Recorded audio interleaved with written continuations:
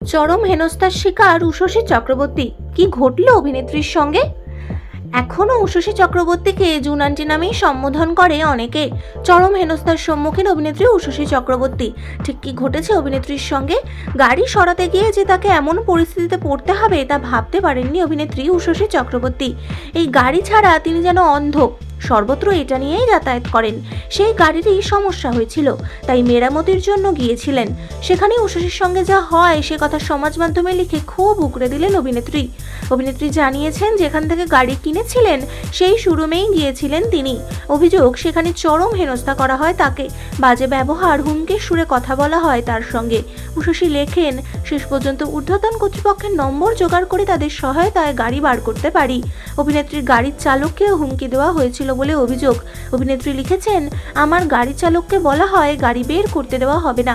এই ব্যবহার আশা করেননি উষসী, তাই বাকিদের সাবধান করতেই নিজের অভিজ্ঞতা ভাগ করে নিলেন অভিনেত্রী। এই মুহূর্তে উষসীকে ছোট পর্দায় সেভাবে দেখা যাচ্ছে না। এখনো শ্রীময়ী ধারাবাহিকের জুন আন্টির চরিত্রে এই দর্শকের একাংশ তাকে মনে রেখেছেন। আবার কি খলনায়িকার চরিত্রে দেখা যাবে তাকে, তা যদিও এখনো বলা যাচ্ছে না।